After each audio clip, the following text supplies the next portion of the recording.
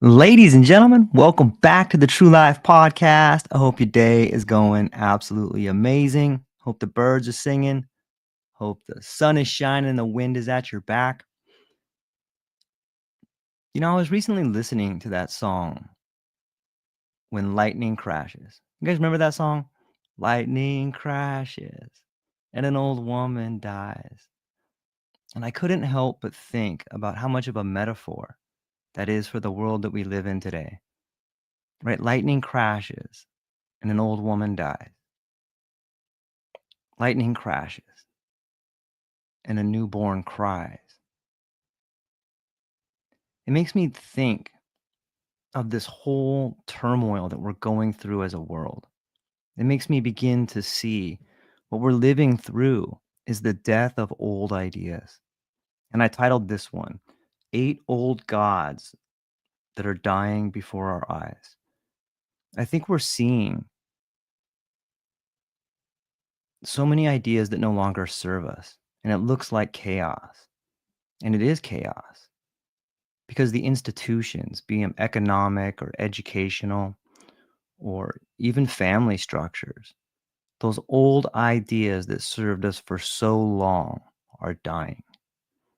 And if you want a more physical representation of it, think about how large the boomer class is and how many of the people that we love are dying.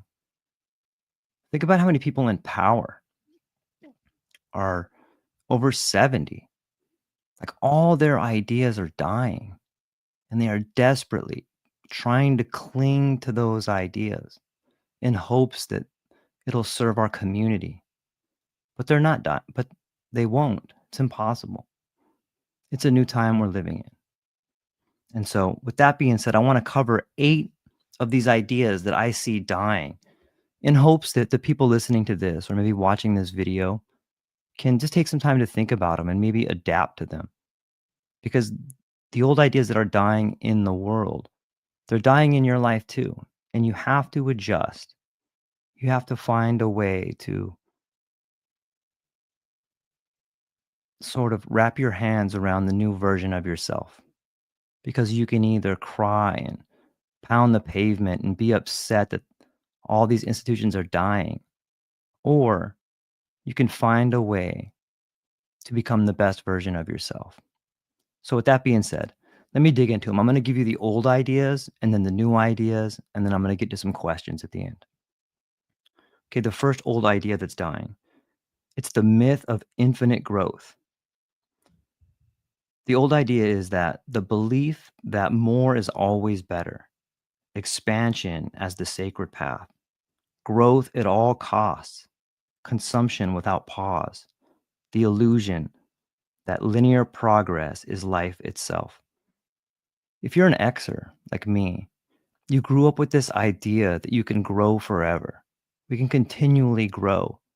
And you saw it with a lot of the large corporations when their products and their services began to die. Their expansion for growth was just to buy up smaller companies. You can kind of see it with Facebook buying Snapchat or like Nabisco buying up or Amazon buying up Whole Foods. Like the path to growth became not creating new services or products, but buying new ones and sort of stealing their growth. So if you think about that, that's the old idea. I want to tell you what the new idea is. The new idea is that life grows, dies, and grows again in cycles, not lines. What dies feeds what's born. True wealth is measured by regeneration, not accumulation. So, an interesting idea might be if I take it to the political aspect, like look at the Republican Party or the Democratic Party for that matter. Those are the old ideas. The leaders there just encompass so many old ideas. And you can see this new rise of the right with like Nick Fuentes, or you can see the new rise of the left with Mondami in New York, both representing two brand new ideas. Maybe not brand new to the world, but brand new to the nation on some level. Does that kind of make sense? They're reinventing these ideas. And it's imperative that the old ideas die so that new ones can grow. The second idea that is dying is the cult of the individual hero, versus the collective mind. The old idea is that the lone savior, the self-made genius, the myth of isolated greatness. No one rises alone. Yet we worship the individual above all. Think about how many heroes there are. Like, it seems that recently we have begun to fetishize like billionaires, whether it's Elon Musk or who are some other billionaires out there that people tend to fetishize. I think Elon is probably in the headlines the most. But we see this guy as like some incredible hero that rose to the top. And there's no doubt the guy's brilliant, but nobody does it alone. Like, you need a team of incredible people around you to make it. Whether you're someone building SpaceX or whether you're someone building a podcast or regardless of what it is, like, you can't do it alone. And the people that have been fed that myth of that hero myth of doing it alone usually find themselves in pretty dark times. The truth is, you can't do it alone. So the new idea is that genius emerges through the network, not the ego. Collaboration is the new revolution. The hive is the hero now. I want people to think about people in your life that you can reach out to when times get tough. People that don't ask for money, people that just maybe lend you their ear. Like, that's the people you should surround yourself with. Those are the people that are going to help your life grow in a way. And I think you're going to see that branch out into communities, governments, hopefully families. The third God we see dying in front of our eyes, that's the illusion of objectivity. The old idea is that truth as something detached, absolute, sterile, facts without perspective. Objectivity is a pedestal above human experience. Think about history. Everybody has their idea of what history is, and some people cling to that idea of history as if it was true. But all you need to do to understand that to be a falsity is ask someone else's idea of what happened in history. Yeah, nice call, Clint. I appreciate that. Steve Jobs is definitely one of those people. There really is no objectivity in truth, at least to me. My friend Dan Go would probably be all over me and be like, no, George, you don't get it. However, that's the old idea that's dying, that truth as something detached, absolute, and sterile. The new idea is that truth is co-created. It's emerging through dialogue, friction, and curiosity.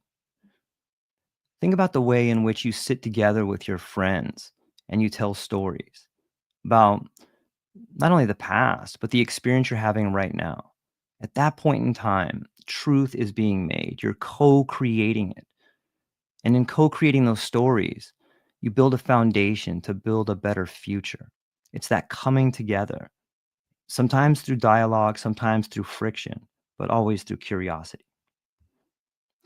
The fourth idea, the fourth God that is dying, is the religion of work. Think about people's attitude towards work. For a long time, at least when I grew up, my uncle Bruce he was a product of the 50s. And the idea was that you would get up, you would go work your 8 or 10 hours, and you would come home, and that was enough to feed your family. You could buy a home, a new car, and you could do it all for, I don't know, 10 hours a day, 40 hours a week. But through my lifetime, that seems to have changed. Like now, with declining living standards, prices going up, inflation, you got to work 60 or 80 hours and forget about one person being able to afford a family. Like, you need both parents working. What does that do to the family structure? And look at the propaganda that comes out. Again, whether it's Steve Jobs or Elon Musk talking about, oh, I sleep at my work. I sleep under my desk. I'm so grateful to get to have a job where I can work 100 hours a week. In fact, let's bring in people from the third world so that they'll work for less money and not complain about it. This whole exhaustion of living to work, like, That is out of control. No wonder there's so much mental illness in the world. There's no time for anything else.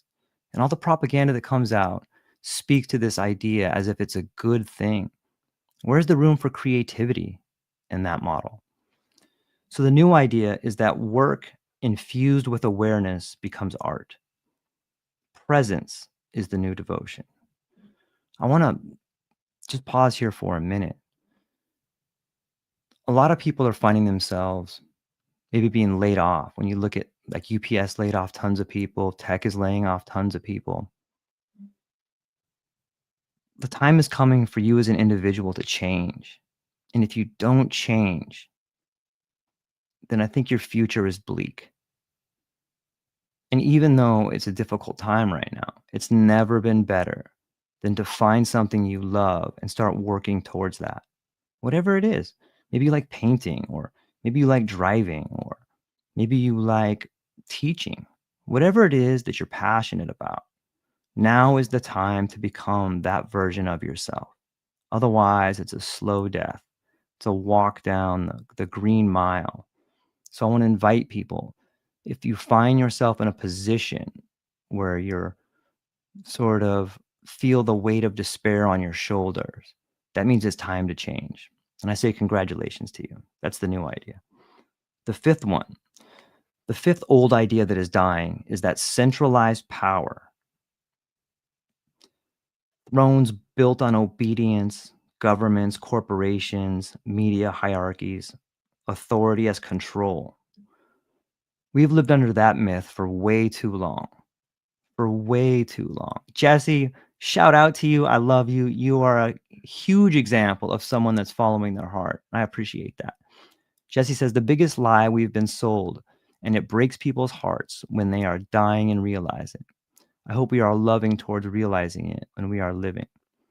Yeah, it's so true. And you probably see this all the time, Jesse, in what you do. Like the whole, when I talk to lots of people who are in addiction, or even beyond addiction, like people that are really breaking down with anxiety or depression, it's a symptom of the sickness of the world that we live in. Like it's pretty depressing out there. But I believe that the antidote to that is sort of finding that spark inside yourself and moving towards it. The old idea is this idea that a hierarchy, like, why is that person in charge? Look at our leaders. Like, why are those people in charge? Is that the best that we have? Are those the best people we have? Absolutely not. Sometimes I feel as if we're led by the least among us. Maybe that's because the people that would be best at power don't want it. They realize the responsibility that comes with putting other people first. And so the system self selects for sort of a psychopathic behavior, people that crave power. If you're someone that craves power, you should be barred from any sort of leadership. It just seems to me that that's sort of this message that, I don't know, it just seems to me that's what the corporate world seems to be moving towards. But I don't want to get people too down because it's a new idea. Okay, let me tell you that the new idea. First off, shout out to Jesse Clint. I love this, man. Thank you. He says, we need to rediscover authority as service, not tyranny. Woo! That's why he's Clint Kyles, ladies and gentlemen. I recommend to everybody, if you're within the sound of my voice, check out the Psychedelic Christian podcast. He's got some bangers over there. And once you listen to one podcast, you won't be able to stop. But you're right, Clint. We need to rediscover authority as service, not tyranny. Authority should be something that is demonstrated, right? There's a great book called Leaders Eat Last. And I would recommend everybody listening to this, if you want to understand authority, read that book, Leaders Eat Last. It tells the story, multiple stories actually, but one story in that book speaks to the idea of like a platoon sergeant. And he makes sure that everybody there, like they sit down and eat, and then he eats last. That's authority. That's sacrifice. That's something you don't see in today's world. Like, where is the sacrifice from authority? Shouldn't the authority figure be the one that sacrifices most? Like, that is an attribute that authority seems to be lacking in these last decade or so. It seems like the authority figures in this world are just decadent. Look at my yacht. Look at all my millions of dollars. Like, it's kind of funny if you think about it. Like, that's what you have? You're in charge and all you have to show is your boat? That's so ridiculous. It's crazy to me. It reminds me of, there's another cool story I wanna share with you guys. It's the story of like a I believe they were like a hedge fund, and they were like the biggest hedge fund in New York, and they were trying to court these clients. And there was a really wealthy guy from, I think he was from Japan, and he was worth billions of dollars. And so this hedge fund was courting him like, "Hey, you should park your money with us. Why don't you come to New York?" Thank you, Tari. I love you too. Um, so they court this guy from Japan, and this billionaire comes from Japan, and he spends a weekend with this hedge fund in New York. And the first day they pick him up in this limo, and they take him to like this penthouse, and like, "This is your room, isn't it beautiful? Tomorrow I'm going to show you the office." So he's like stays in like this incredibly wealthy penthouse, and then the next day he goes to like the hedge fund headquarters, and it's just opulent. It's like marble everything, on the 33rd floor and looking out over Park Avenue. And it's just extravagant. Everyone there wearing like $10,000 suits. But the guy from the investor, the guy from Japan is just kind of looking around with a blank look in his eyes. And then later that night, they take him down to like the harbor, and they go and they have this incredible cocktail party with all the elite people of New York out on this yacht. And so towards the end of the trip, the end of that night, the board of directors is sitting around this multi-billionaire, and they're like, "This is my yacht right here." And they go, "Right over there, that's the vice president's yacht. And that one over there, that's the CFO's yacht." And the gentleman, the investor from Japan just looks at them all, and he's like, "Where's your customers' yachts?" And they all stood quietly. It's so funny, right? Like, here's this hedge fund telling this billionaire, like, "Look how great we are. Look at how much money we have." And he's like, "Where's your client's money?" And I think that that speaks to this idea of authority. Like, I don't know. That's a great story, and I always think about that when I think about authority. But let me tell you the new idea about authority. The new idea is that power flows through nodes, not pyramids. The next civilization is networked, participatory, and self-organizing.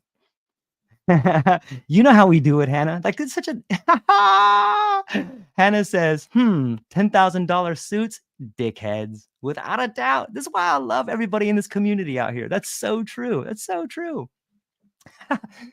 They they should just print that. That should be the label of the suit. It should just say dickhead on it, right? That should be the new label of suits. I want to talk about that. Like, think about this new idea of power, though. And everybody that's listening right now, like, I consider you guys all part of my network. And the beauty is that, like, pretty much everybody in this chat right now, we have had conversations, and each one of us has helped each other out. Like, that is a network. That is a node that you can turn to for an idea, for someone to listen to, for help. Like, that is real power, right? I have learned since doing this podcast that the true currency, the true power lies in relationships. How many people could you call right now and would answer the phone? How many people could you call at 2 in the morning and they would answer the phone? Like, that is power. That, and they do it because they love you. They do it because they care. Like, that's real power. That's real networking. That's how you build something real in this world. And shout out to Jesse, Clint, Tari, Hannah, like, all of you. Every one of you is building something magnificent, and I'm so stoked to know you. Call me at 2 o'clock, I'll answer, but I might not be in the best mood, but I will answer the phone. I will do it. I'll do it, I promise you. So think about the new idea. Power flows through nodes, not pyramids. The next civilization is networked, participatory, and self-organizing. I think you can see a lot of this in sort of the psychedelic movement, where you're seeing these sort of events pop up, and people are going and speaking, and they're giving their testimony. And another aspect of the future of power is sort of the participatory mode of power. For those that went to the 216 event, or even go to any other event, it's no longer a sit and listen. Going and sitting and listening to someone talk, there's value in it, but it's kind of boring. You know what I mean by that? It's so much better to go to an event where there's an actual hands-on demonstration, where you get to be part of it. Like, you get to learn something from it. You're going to see more of this, not only in the events that people are doing, but I think education is moving that way. The experiential education has been and always will be vastly superior to the sit and listen experience. And I really think that the apprenticeship is something that should be brought back in almost everything. Doctors do it.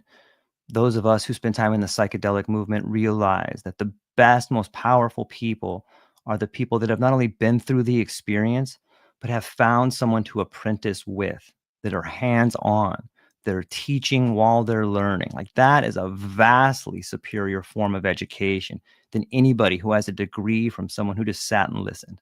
Way better. And that you're going to see more of that in the future, I believe. That's the new idea. The next one, the next old god that's dying in front of us is the binary of good and evil, right? Morality as division, heroes versus villains, us versus them. Life has been sliced into these absolutes. And it's never been more present than it is right now. If you ever find yourself doom scrolling, whether it's Instagram or X or Facebook or any social media, it's so divisive. It's so divisive. And like, who gets the most clicks and who gets the most airplay are the people that are bringing about the most,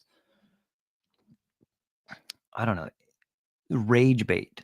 You know what I mean by that? Like, how many times can you bring up Hitler? How many times can you bring up black versus white? Like, how many times can you bring up gay versus straight? I get it. I get it. There's real tension in all these things. But the way in which you choose to speak about them frames the intention, and it frames the conversation, and it just ends up being this sort of, wedge that no one ever gets over. And we seem to idolize the people that yell the most or have the best one-liners. Or I'm not saying it's not entertaining, but it definitely doesn't seem to be helping the aspect of it. So the new idea is wholeness is the new morality. Shadows are teachers. Light is not destroyed. It's integrated.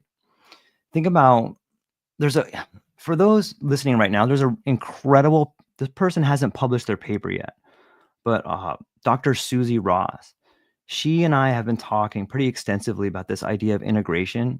And when you guys see what she has written about integration, it's going to blow your mind. It's going to blow your mind. I can't wait to introduce it to people. And you're going to see me talking about her more often. So stay tuned. If you're within the sun, I'll link it in the show notes. Her paper is unbelievable. Number 7, the next idea that is dying is the superiority of human intelligence. For a long time, my whole life, we have thought that the humans were at the top of the pyramid, the crown of creation, and that machines were just tools. I think the new idea is that intelligence is co-creating. It's human and non-human. And this is sort of leaning towards the world of AI. A lot of people, maybe not as much now, but in the beginning when AI came out, people were like, "Oh my God, this intelligence is going to take over. It's going to just make everybody's brain atrophy. They're not going to know how to talk. They're not going to know how to do anything because the computer's going to do everything for them." And I think on some level that's true. I think on some level it's sort of changing the game, but not if you use it as a tool. Not if you use AI as an attempt to co-create something with. Like, it's a brilliant tool. And I think if more people can begin to see it that way, then you'll be able to see a future where it's not so dystopian, but more co-creative. And I'll give you an example of that. I work with a lot of different PR firms, and a lot of the times the PR firms will reach out to me and be like, "Hey, George, I have this author. They've written this really cool book. You want to talk to them on your podcast?" And I always try to look and see what the book is, make sure it aligns with me. But most of the times I'll talk to them. But think about the book as a medium. Like, it's so sterile. Like, you write a book and then it's done. Maybe you get some speaking gigs, or maybe you go on and you promote it. But once you write a book, it's over. And don't even get me started on the whole book as, like, the book is a scam in a way. Like, you have to pay to become like the number one seller. You got to have the publisher, and it's sort of gatekeeping ideas. At least it's become that. And I think that AI ties in right here, because what's happening is that the written word, the actual written word, is becoming a lot weaker. than it ever has. There was this period where the written word was really strong. And if you wrote a number one bestseller, then your message got out there. But the new book is the podcast. Think about how much better it is to have a podcast than a book. A podcast is dynamic. You can go on weekly, monthly, daily, and you can have a real time conversation with the people in the world that are attuned to your ideas, or maybe they're drawn to your ideas. And then you can have a discussion with those people, and the ideas evolve. And so I think that you're going to see, if you're someone that's thinking about writing a book, I'm not trying to persuade you from not writing a book, definitely write it, but write a book in conjunction with your podcast. I believe it was Samuel Clemens who said that the written word is the carcass of the spoken word. And so the spoken word to me is something that's dynamic, it's beautiful, it's ever changing. It allows for conflict, it allows for grace, it allows for so much out there. It really allows for the individual to express themselves. And that is what AI, I think, can help people with. Someone passed me a book yesterday, and I started looking through it, and there was all these M dashes, and I'm like, this whole thing was written by ChatGPT. So the spoken word. Jesse says, attack on centrist. If you don't pick a side, you hate babies and joy and are the true problem. It's so true, Jesse. It's so true. All this division, it blows my mind. And I'm glad you said that, because it makes it funny like that way. Like, it's when you really see it for what it is, it's so pedantic. It's like, oh, look at these people just trying to get you on their side. Hey, come be on my side, man. You shouldn't take sides. Like, you should have your own idea of what's happening out there and do your best to relay it in a way that's kind of your unique, authentic voice. And I think people gravitate towards that. Number 8, the last one I have today for the old gods dying in front of our eyes. The old idea that's dying is the separation of spirit and matter. Science stripped the sacred from reality. Religion exiled reason. Spirit and matter were divorced. Like, when I listen to incredible people that are incredibly spiritual, like my friend Clint Kyles, like, I really see the spirit. I hear it in his voice. I hear it in his guests. And I think he has a real knack for sort of bringing the ideas of spirituality into the world. And for people like him that have always been faithful, that divorce never really happened. He was always able to see it. And I think that's why he's bringing so much light into the world. But, if let's take drug design, for example. Whenever there's a clinical trial, so much of the spiritual is left out of that clinical trial. And I think that science is a really good scalpel. It's a way for people, primarily people that want to create patents and people that want to help too. I don't want to leave those people out, but science is a way of divorcing all of these factors that are immeasurable. But the immeasurable factors, they're so important. I spoke about this before, but when it comes to depression and testing a drug or testing a substance, shouldn't we be talking to the family? Shouldn't we take the tears of a family member who sees their loved one living life again as evidence that this substance works? I would say that that's more important than the synaptic gap formation. I would say that like the love and the joy and the tears of loved ones, seeing someone they love get better, like, that is a sign the drug is working, even if there's no sort of measurable factors in a lab. So I see so that brings me to the new idea. The new idea is that labs and temples merge. Consciousness is once again central. Science and soul speak the same language. I think we're beginning to see that. And as our language evolves, and I think the psychedelic movement is far ahead of the curve here, because you are seeing science and soul come together, whether it's Global Psychedelics Week or psychedelic science, or maybe it's just going to an art gallery and talking to people. But you're really beginning to see that science and soul, that science and religion are one and the same. It's interesting to think about that, because for a long time, people thought science was like the opposite of religion. But if you think about science, it's basically, grant me one small miracle and I'll tell you how the world was formed. You know what I mean? Like, everything is built on like one miracle of like It's funny to think. If you just take some time to think about science and miracles, you'd be like, it's kind of religious. And what does science do? Science aims to make predictions about the future. Science is basically prophecy. If these 10 things happened, it's going to happen again. I mean, you could throw chicken bones and come up with a prophecy. So it's really funny to me to think how similar the two are, and that maybe science is sort of a new religion. Because there's some pretty diehard scientists that they when I talk to them, I'm like, wow, this is like religious for them. Like they really see science as like the end all be all. It's interesting to think about it from that aspect. So I got some questions coming up over here. This first one comes to me from my friend Maya in Portland. What's up, Maya? Thanks for being here today.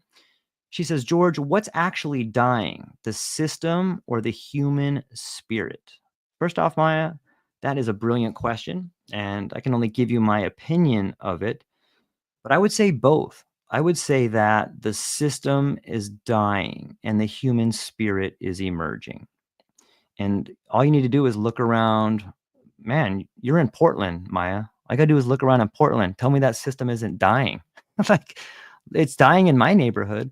You know, when I go out Saturdays, my daughter and I go to garage, or she goes to guitar lessons, and we gotta drive past this homeless shelter, and there's all these people, more than I've ever seen before. And it's like a real look into the decay of society.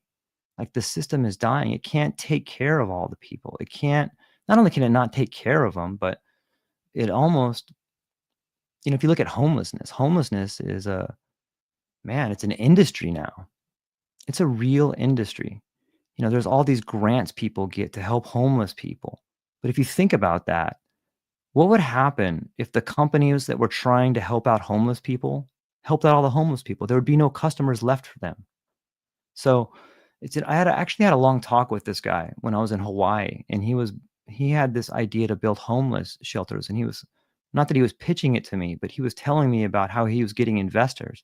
Or we're gonna open up this new home, and it's gonna house 20 people. And then once that one fills up, we're gonna open up another home, and it's gonna do another 20 people. And I just paused him for a minute, and I'm like, man, what happens when you run out of customers?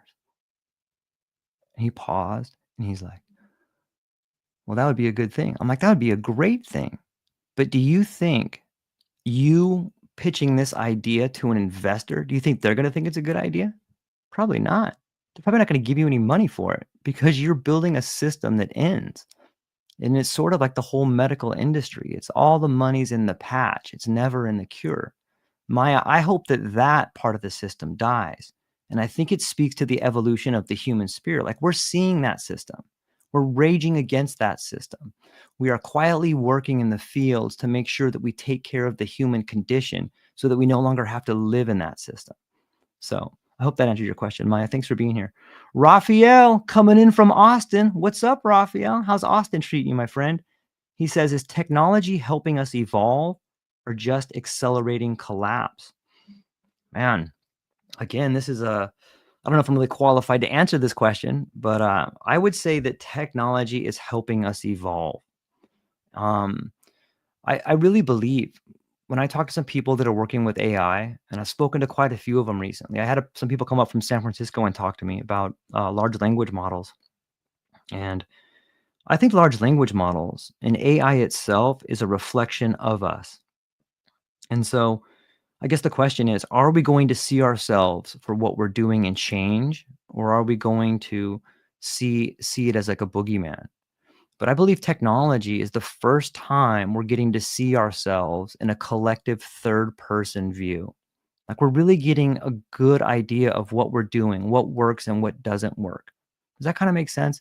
It's like if you look in a mirror, you get to see your nose for the first time because you can't see your nose just looking through your eyes, right? You can feel it, you can touch it, you can sense it. But when you look in the mirror, you go, oh, that's what my nose looks like. It's the same thing with technology. Technology is allowing us to see ourselves for the first time, the good, the bad, the ugly. And with that comes a real opportunity to change. With that comes hopefully the courage to realize I've been doing this wrong. We have been doing this wrong as a system. And I think technology is doing that. And The collapse aspect of it, at least in my opinion, is sort of the falling away of bad ideas, the falling away of ideas that no longer serve us. And so there's going to be a lot more collapse. There's going to be a lot more difficult times coming. But for those who have been with my podcast long enough, you guys know that I believe tragedy is the antecedent of your greatest gifts. I honestly believe that you can't have, like, you wouldn't make the changes you need to make in your life unless it was tragic. Because we would never wish horrible, you would never wish your kid to die, or you would never wish your parents to lose their home or you to lose your home. You would never wish that on anybody. But maybe that's the only thing that can create real change, is finding yourself in a position where you have to change. I heard a great quote that said, there's only two ways people change. One is through inspiration and one is through desperation. Ghosta, what's up? Ghosta says LLM is the wrong way to go, actually. Ghosta, why do you think that?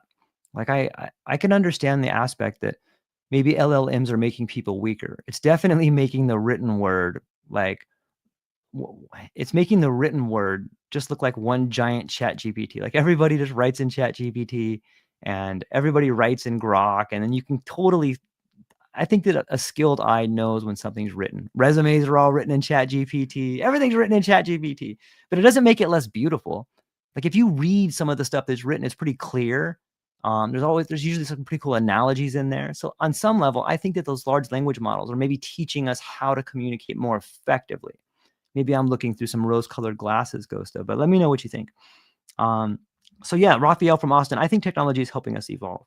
Aisha, I got Aisha coming all the way from London. What's up, Aisha? Thanks for being here, hanging out with me. She says, how do we surrender when everything feels uncertain? Woo! How do we surrender when everything feels uncertain?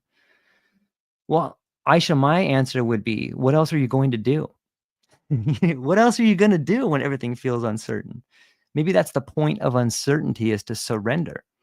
Because if you're uncertain and your mind is moving a million miles an hour, you're just stuck. You're running in place. You have to surrender when you're uncertain, because surrender is where clarity comes from. Surrendering to the idea that I don't control what happens to me, but I do control how I react to it. I think that that's what surrender has taught me. And if you don't surrender, Aisha, it just gets worse and worse and worse. And I'm not talking about surrender like waving a white flag, like giving up on life. I'm talking about surrender to the idea that there's a force greater than you guiding you. Call it faith, call it spirituality, call it the DMT code, whatever you want to call it. That's what surrender means. Surrender means that there's a path you haven't seen yet, and you can only see it when you begin to surrender, because otherwise it's closed down to you. It's like the scales falling from your eyes. Trust the process. Ghosty, you know how we do it? Trust the process, right? It's tough to do. I think that speaks to what you're saying, Aisha, is that Ghosty says trust that process. It's hard to do when the world seems stacked against you. It's difficult to do when the world around you is collapsing. Loved ones are leaving, or maybe someone OD'd, or there's tons of reasons why it can happen. But I like that. Trust the process. And I do think surrender is something that should be seen in a positive light and not in a giving up light. Liam coming from New York. Liam, how's the new mayor over there, man? Are you guys worried about socialism? Oh no, are you guys worried about this? Let me know what you guys think about the new mayor. Liam says, what if we're not ready for this new consciousness? Woo! What if we're not ready for this new consciousness? I don't think you have a choice, Liam. I don't think you have a new choice. And I think if you're being honest with yourself, everybody's ready for it. Like, look at the state of the world we're living in. And I think it means more gifts for people. I think it means more access for people. I think it means new pathways for people. I have never spoken to more people that when they talk about this new consciousness, consciousness is such a big word. Let's change it to this, Liam. Instead of what if we're not ready for this new consciousness, what about, are you ready for some new awareness? Because I think that that's a better way to say it. I think what we're stepping into is an evolved awareness of what's happening, not only in our lives, but in our families' lives, in our community, in our states, and in our countries. Like there's a new awareness being born. And if you don't believe me, just take some time and go outside and sit in the quietness and see the new things you're aware of. I think it's happening to all of us all at once. That there's a new awareness being born, new connections being formed, new ideas being born. And that comes from those old ideas that we set up in the first part. As those old ideas begin to die, a new awareness sets in. It's like that song, Lightning Crashes. An old woman dies. Lightning crashes. A newborn cries. As those old ideas die, they're like cages, they're like prisons. These ideas that we have been sitting with for so long are like prisons. And there's a new awareness, Liam. There's a new awareness being born. Go out and feel it like it's electric. And it's kind of dangerous, right? And it should be. New ideas are dangerous and they should be. Thanks for joining with us, Liam. I appreciate it. June's coming in. They say, without authority, how do we avoid chaos? Okay, that's a tough question. Without authority, how do we avoid chaos? I think that you shouldn't give your authority away. That's what I would say. I would say that there is authority, but it's your individual authority. And what I realized in my life, and maybe you're feeling this, June, is that chaos comes when you give your authority away to other people. Because when you allow other people to structure your life, when you allow other people to tell you the rules, when you allow other people to tell you wrong from right, and then you don't have those authority figures anymore, that's chaos. But if you, June, if you're someone that says, you know what, not anymore, I am my own authority. This is what's right for me. And I don't care what that person says, or I'm not going to give too much stock to what this guy who thinks they're a boss says. Like when you establish your own authority with yourself, that sort of puts the chaos at bay. And it gives you that feeling of confidence. It gives you that feeling of moving forward in life. And I would say even liberation. I think liberation is the antidote to chaos. And if you're feeling chaos in your life, it's because you need to have more self-authority. I hope that one helps for you, June. I appreciate that. Costa says, govern yourself by striving towards balance. He also says, we have no idea what is about to come, and pretty soon too. I don't know that anybody does, Ghosta. I don't know that anybody has an idea what's coming soon. What do you think is coming soon? Put it in the chat over here. I'll bring it up and then we could talk about it. But yeah, all I know for sure is that life is uncertain and that you should do your best to make goals and plan for things, but care about the people in your life the most. Find the people in your life you love the most and make sure that you are spending time with them and making their life richer. And don't worry too much about the future. The future will take care of itself. There's a good quote that says, if you want to hear God laugh, start making plans, right? It's kind of funny to think about. Serena, what's up, Serena from San Francisco? I'm about an hour north of you, Serena. She says, so what's actually being born right now? Wow. These are some big questions, ladies and gentlemen. I'll do my best to answer them. But again, these are just my opinions. I don't know what's actually being born right now. But I would say that what's being born right now is a new understanding of how to live life. I think what's being born right now, Serena, is a new myth being born. Think about that. And I'll give you an example. We have lived so long under the myth of the hero's journey. And if you people who know about integration or journeys, you think of it as a circle, right? Like the circle of becoming or the snake eating its tail. But I've been reading some really cool papers lately. Susie Ross has this one out. People should check her out, Dr. Susie Ross. She has this model of integration that's like a figure eight. And like, what would it mean if integration wasn't a circle, but it was a figure eight? Think about like the old limerick, history doesn't repeat, but it rhymes. You know, I really think that we're moving into a new mythology. And that's why we're seeing the merger of science and spirit come together. We're moving into a world where we can see and have more awareness. And I know my friend Ghost is like, listen, George, you have no idea what's coming. It's going to be out of control. I disagree. I think it's going to be out of control in that the people that are in control will have no control. I really think what you're seeing right now is the birth pangs of a, a world that's led by the people instead of a world led by centralized power. If you look at blockchain technology, it's all decentralized. If you look at a lot of the movements coming out, they're all decentralized. Like that is a model that I think can really begin to benefit people. And it's scary. I got it. I know it is. So Ghosta says what's being born right now is on AGI, which is the Holy Ghost in code. Interesting. Artificial general intelligence. See, I have a problem with that because I don't think that artificial intelligence is different than human intelligence, Ghosta. I believe that they're one and the same thing. I believe that the AGI is, in fact, it's just us. It's just us. And when we figure that out, it's like we're afraid of our own shadow. Like we're afraid of our own shadow. AGI, and listen, I'm not a technologist by any means, but I believe that in a few years, we're going to realize that AGI is us. Artificial intelligence is us. And when we figure that out, we'll understand how to really sort of hold hands with it. We'll understand how to manage that relationship and what it means.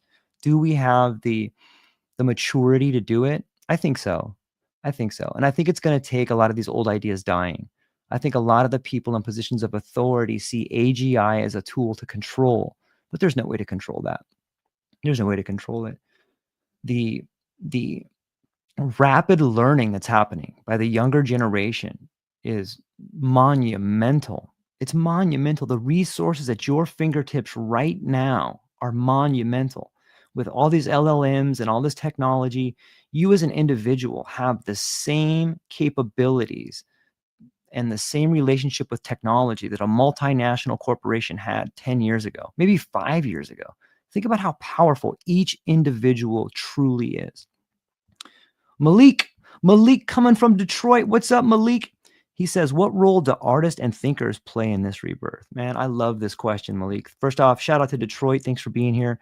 The artists and the thinkers are going to play a bigger role than they ever have before. I think you're going to see a sort of giant artistic revolution. Much like the 60s had an outburst of creativity, we are on the cusp of the greatest explosion of creativity you've ever seen in your life. If you want an example of that, go to X and check out the AI artists. Like, oh my gosh, there is a full-blown artistic renaissance happening right now, and not enough people know about it. It is mind-blowing, the artwork that's coming. And the reason that's important is that think about how much art can convey a message. Remember in the 60s, the murals with metaphors?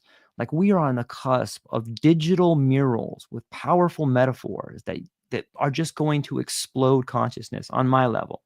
And I would say artists are thinkers. There's so many people out there. Like just take a moment to go and listen to some people that maybe aren't the biggest influencers, but are people out there with original ideas, and they're all gaining traction.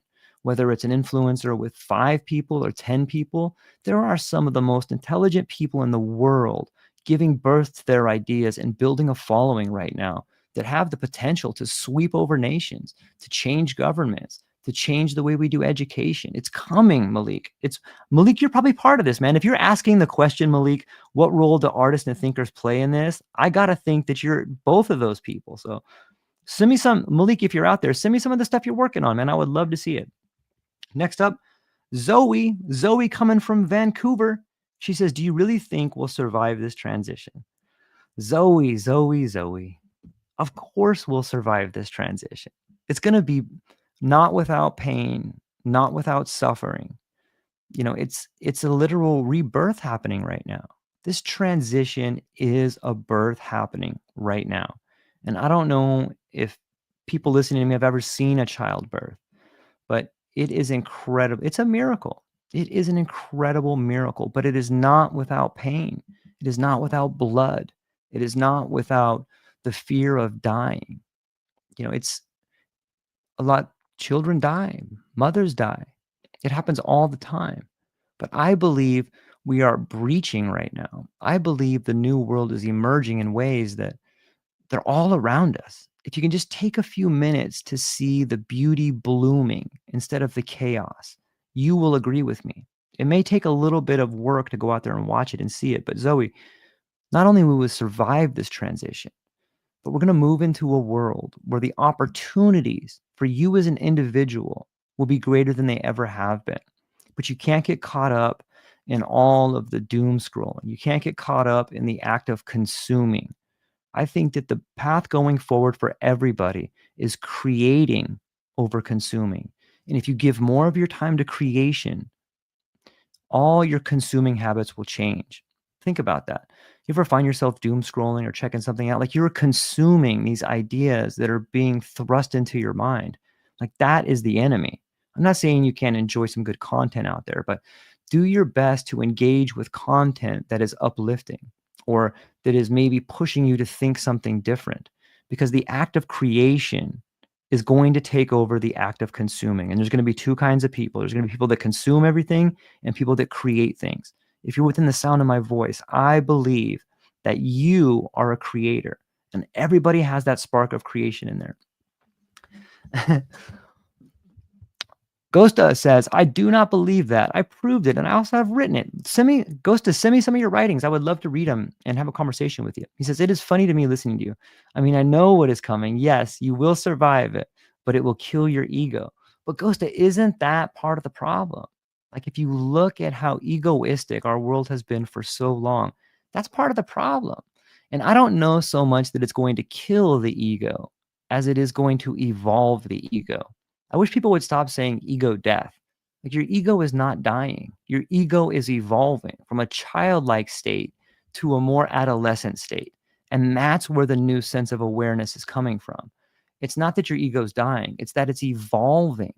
Like, if you just think about, a good example of this would be to look at some of the brain scans on psilocybin or psychedelics and see the way in which the default mode network gets shut down, and see the neuroplasticity in the brain and see everything lighting up. Like, that is what's beginning to happen.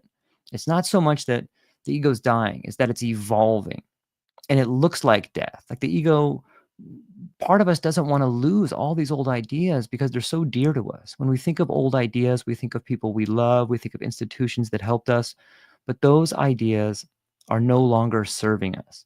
And with the new evolution of the ego comes a new evolution of awareness and a better life for all of us. Will we survive it? I think so.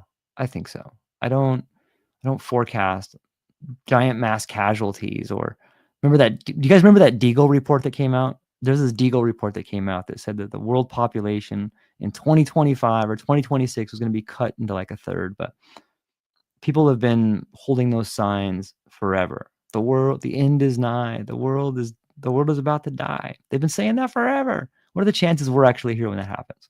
But Ghost, I would love to read what you've written on there, man. You sound like an awesome person. Reach out to me. Hit me up in the show notes, or just email me at georgepmonty@gmail.com. I'd love to talk to you. Ladies and gentlemen, I'm super stoked to get to hang out with you guys today. I'm coming up on about the hour right here. I hope you guys all have an absolute beautiful day. Thank you for doing what you do, and look forward to checking out with you guys tomorrow. Have a beautiful day. Aloha.